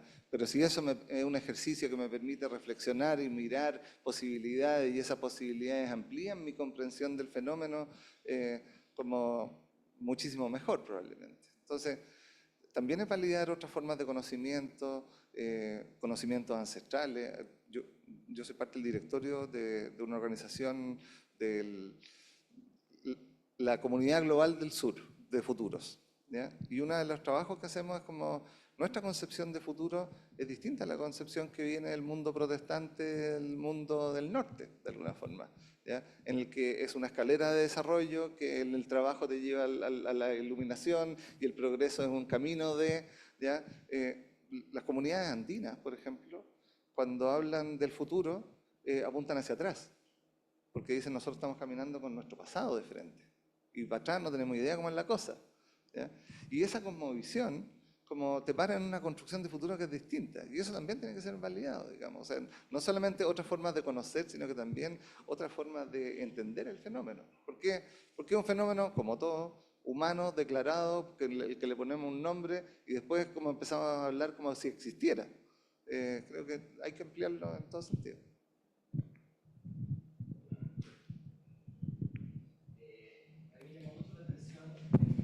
Perdona. Me llamó mucho la atención el rol del anticipador que aparece en el libro acá. Bueno, Héctor Zapata es mi nombre. Yo he desarrollado mi carrera como ejecutivo en empresas de tecnologías de la información, en las partes comerciales, comercializando tecnologías, últimamente mucho con inteligencia artificial. Y me ha tocado hacer estas planificaciones estratégicas. Y la verdad que yo pensaba que, cuando empecé a leer el libro, dije, pero si esto yo lo hacía. Miraba tendencias,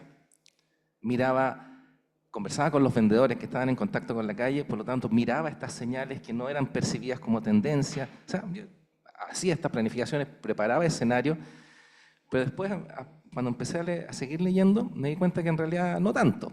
En realidad era un poco más de lo antiguo, lo hacíamos planificaciones mucho más seguidas, no tanto 5 años, sino que era móvil, todos los años, planificando 5 años. Entonces yo decía, estaba súper bien, pero en la realidad no. En realidad siempre en un paradigma mucho mirado desde la tecnología. Yo decía, bueno, la tecnología es lo que más cambia, por lo tanto soy súper flexible porque es lo que más cambia. Pero la verdad es que cuando vi esto del rol del anticipador me di cuenta de que había muchas cosas que no estábamos en esa planificación. Entonces mi pregunta va el cómo lograr y cómo plasmar esto, lo que ustedes estaban hablando de la educación, las características, cómo plasmarlos en las organizaciones ahora, porque yo creo que si bien estos son planificaciones, ahí hablamos a 20, 30 años de mirar el futuro, creo que son cosas que afectan al presente al tiro, o sea, son cosas que están pasando, que nos pueden hacer cambiar la forma de actuar ahora. Entonces, ¿cómo logramos incorporar este rol del anticipador con todas las características que ahí aparecen hoy día en las organizaciones, en corporaciones?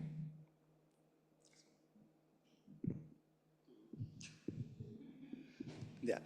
Una de las una de las preguntas centrales que nos hacen los ejecutivos en general es, bueno, ¿cómo? ¿Ya? Y quieren una respuesta. Y cuando nosotros les decimos, y así uno de los problemas comerciales que a veces hemos tenido con Daniel, es como, tenemos que ir viendo, po, bueno, como, ¿ya? Porque muchas veces los procesos de cambio cultural y todo, como vamos a tener el diseño del cambio cultural y la línea de la comunicación y los hitos culturales, y la cultura es muchísimo más líquida que una carta Gantt, ¿ya? Entonces, para mí, lo primero tiene que haber un abordaje integral, ¿ya? Y un abordaje integral tiene que ver con observar el fenómeno de forma individual y colectiva, o sea, al mismo tiempo sucede en la persona y sucede en el equipo, en la organización, en la red de relaciones, y aspectos visibles y no visibles, ¿ya? La mayoría de las veces, como nos dicen, ya, queremos meternos en el tema de futuro, entonces hagamos el taller de competencias de futuro. ¿Ya? Entonces entramos por lo individual, vamos a desarrollar competencias y algo que sea visible, que tenga un criterio conductual. Pero resulta que si no miramos los otros aspectos, ¿está la cultura preparada para esa nueva actuar de esa persona? ¿Es capaz de sostenerla o no? ¿Están los sistemas preparados para eso? ¿A qué juego los estamos invitando a jugar? Está, que es más delicado aún, porque eso no se mira nunca, está la motivación de la persona por aprender esa competencia que yo quiero que aprenda, ¿ya? Por ejemplo, a veces nos piden ya, como necesitamos desarrollar capacidades de liderazgo. Pero resulta que las organizaciones tienen capacidad de carga de liderazgo, porque resulta que en algún minuto la persona va a salir a liderar hacia arriba y el jefe le va a decir, ya, pero anda a hacer lo que tenéis que hacer nomás, digamos, como qué bueno tu curso de liderazgo. Y también tienen cierta estructura del sistema, ¿ya? Me tocó en una organización, nos decía, mire, yo quiero que el equipo comercial empiece a colaborar y que parezca más creatividad, etcétera, etcétera. Entonces quería como un trabajo, desarrollo de competencias, de colaboración. Yo le dije, ya, tráeme el diseño del sistema. Eran todas las metas individuales y mensuales. Entonces el vendedor que tenía su meta en 100, había vendido tenía 150, deja los 50 para el mes siguiente, digamos. No se lo pasa al de al lado. Entonces, si no miramos eso, y que tiene que ver con una perspectiva sistémica al final, si no miramos eso, terminamos apretando una pieza que va a generar el dolor en otro lado, digamos, es como cuando uno aprieta el globo y el aire se va para el otro lado.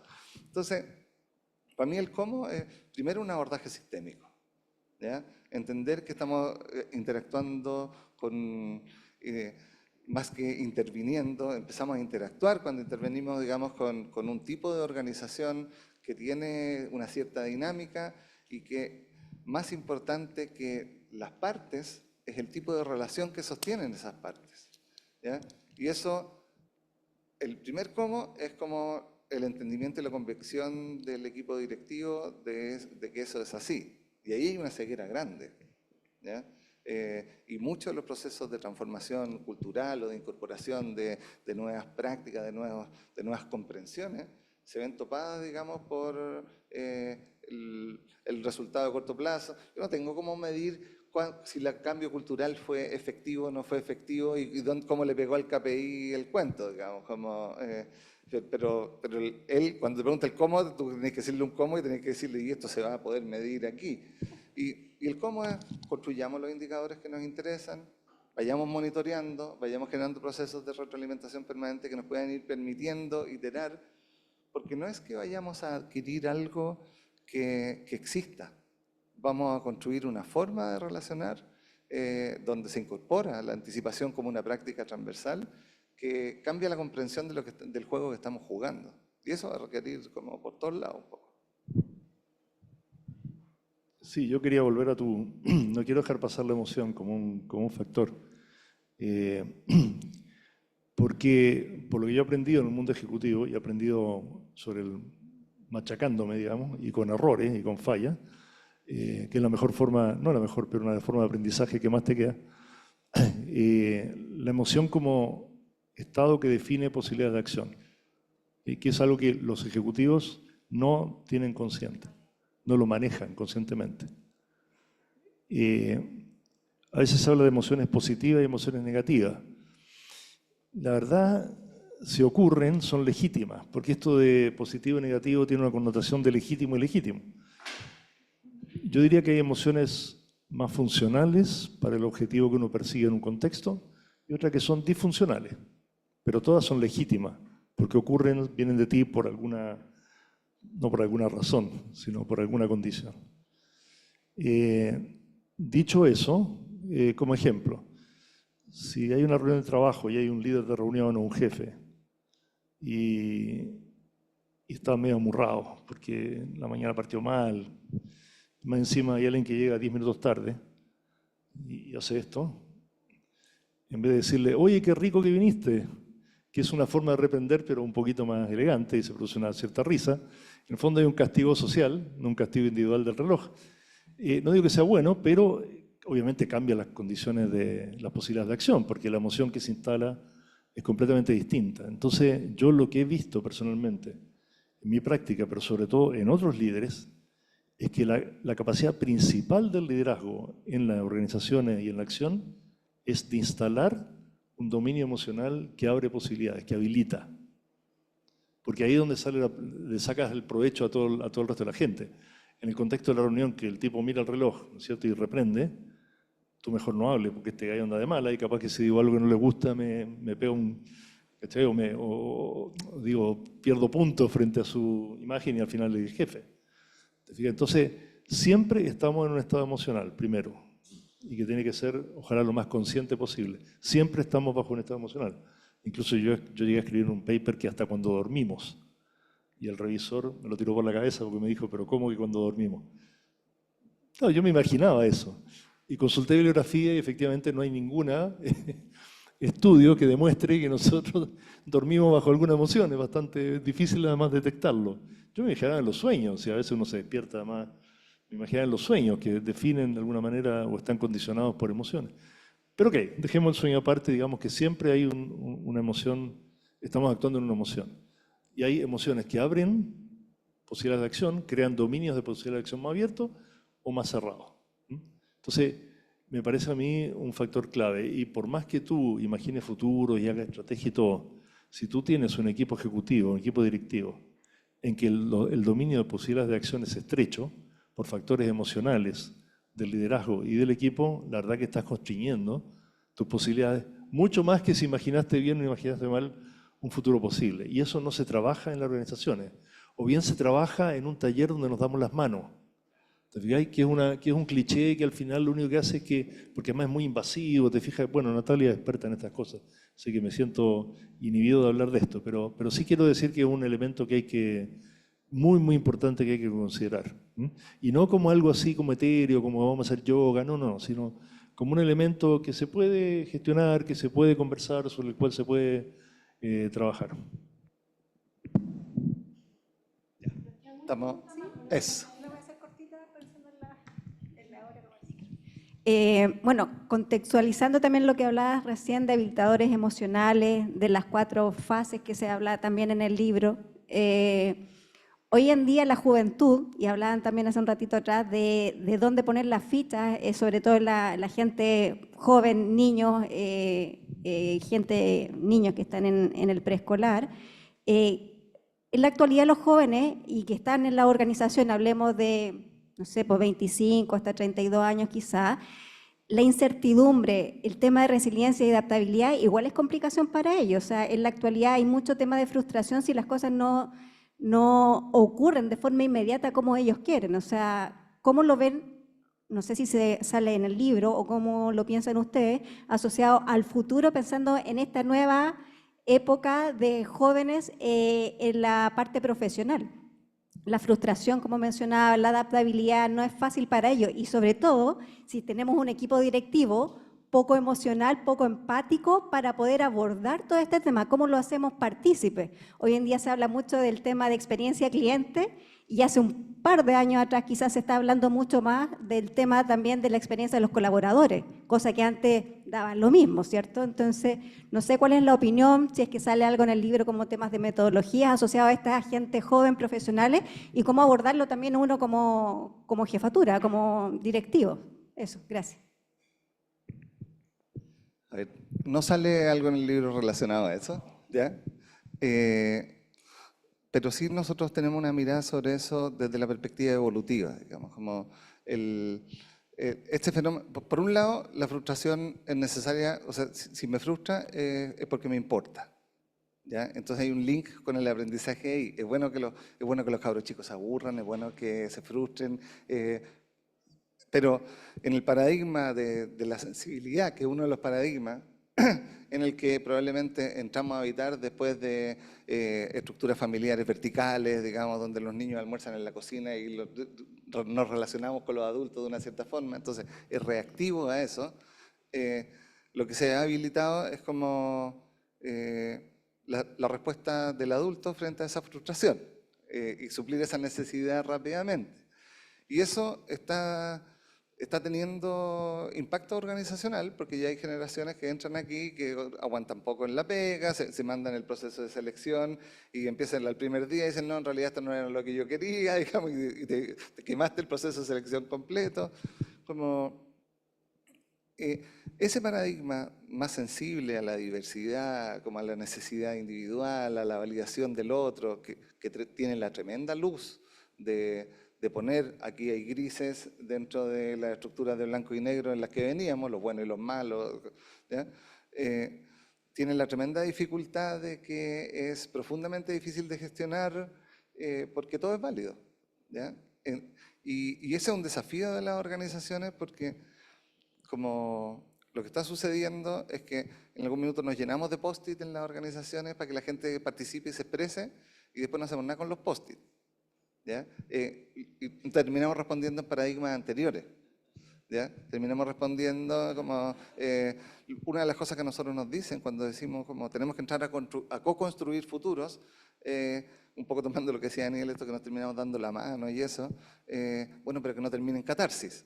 ¿Ya? El mundo ejecutivo le tiene mucho miedo a ese mundo más sensible, ¿ya? Porque no tiene esas distinciones emocionales para poder lidiar con eso.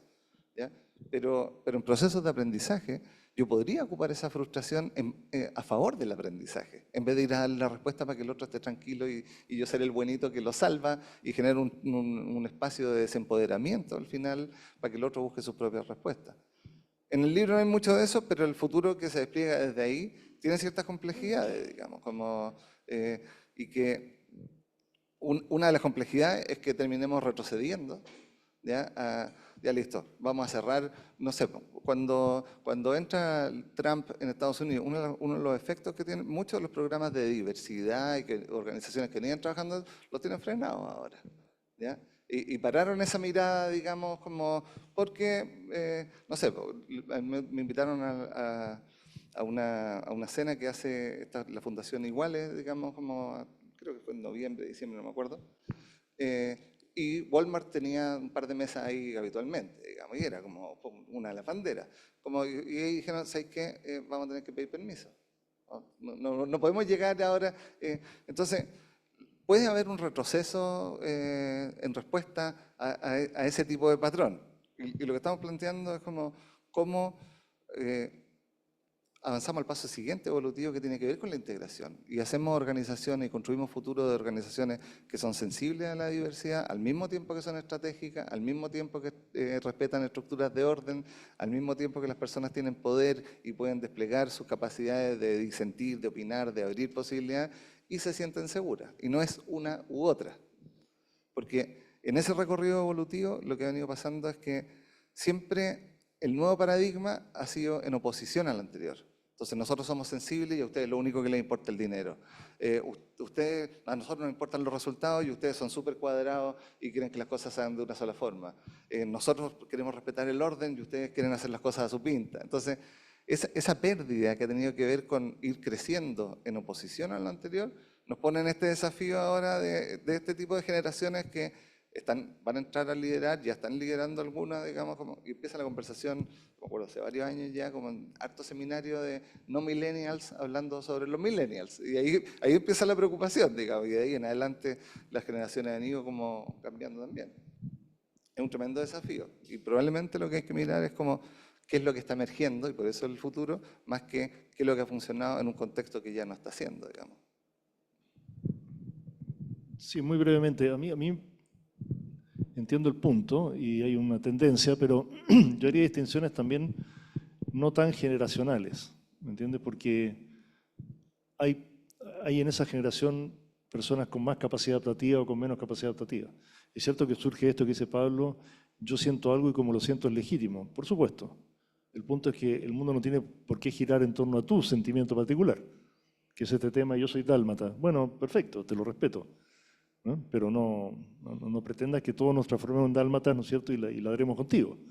Y ahí hay un tema de frustración. Pero si tú piensas, por ejemplo, en los constructores de startup, o sea, esos gallos o sea, se frustraron 80 veces y fueron capaces de superar la frustración ellos mismos. O sea, esto no es magia. ¿Te fijas? Hay mucho ensayo y error, y hay muchos startups que fracasan y después, bueno, los cabros buscan otra dirección. ¿Te fijas? Entonces, hay capacidad adaptativa en algunos y hay poca capacidad adaptativa en otros. Y parte de la capacidad adaptativa es la tolerancia a la frustración, porque el mundo no es como tú quieres que sea. Y un ejemplo bien fuerte está en la política hoy día, de un grupo de partidos que toma el control, ¿no es cierto?, del gobierno y que se choca con su propia sensación sobre lo que el mundo es y tiene un choque de realidad. Yo no estoy haciendo análisis político, estoy simplemente escuchando lo que dicen esos propios líderes.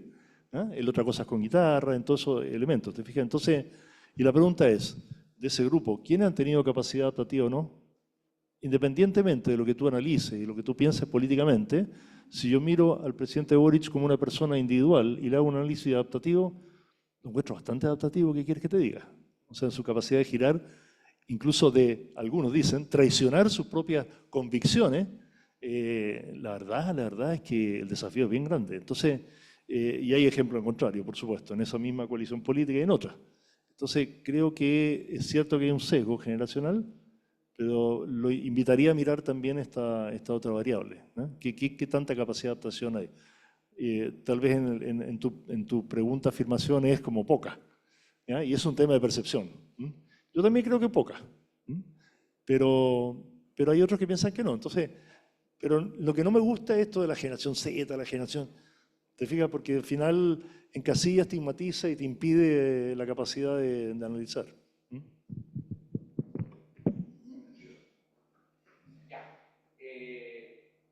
Ya, para que me escuche. Oye, muchas gracias. Sí, podríamos estar conversando y a mí me aparecen cosas y anoto y me aparecen cosas y me aparecen cosas. Quedé como con 15 cosas ahí anotadas que creo que son súper interesantes. Respecto a lo último, nosotros en diseño experiencia siempre decimos que lo peor es que tú diseñes sobre grupos con ciertas, con ideas preconcebidas. Lo peor que uno puede hacer en diseño de experiencia. Entonces, nosotros de ahí aparece en el mundo del diseño los arquetipos, ¿no es cierto? Que los arquetipos no te dicen, lo peor que podríamos hacer nosotros es estar diseñando para las generaciones. ¿Cachai? Es como cuando uno tiene preconcebido una idea o tenemos segmentos que son absolutamente por datos, que no tiene que ver con lo que la gente quiere, necesita, con lo que conecta con lo emocional. Entonces yo siempre reniego de la generación en todo caso, ¿ya? No es que reniego que no existan, sino que encuentro que es bueno como un dato, pero no son relevantes para los procesos de diseño. ¿Ok?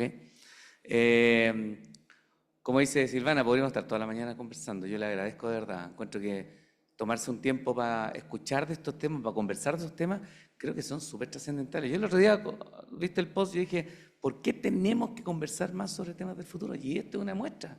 Si el conversar sobre el futuro te abre oportunidades, te abre formas distintas, creo que nadie se va a ir con, como decía ahí la señorita, creo que todos nos vamos a ir con una idea, ya con una idea, 2 ideas que nos vayamos nuevas para nosotros que son relevantes. Yo creo que ya hicimos un cambio gradual en lo que estamos haciendo. Así que agradecerle por ser parte de estas conversas. Yo siempre digo, me encantaría que en este tipo de conversas debería haber mucha gente, compadre. Y eso muestra también la desconexión que hoy día hay de estos temas que son tan relevantes. Y me encantaría que hubiera mucho más gente conversando de esto. Y pienso en tanta gente que necesita conversar de verdad. Y sería súper relevante. Así que bueno, agradecerles nomás de verdad, Pablo, Daniel, agradecerle a todos por estar acá. Bueno, tenemos un pequeño regalito ahora para pasar.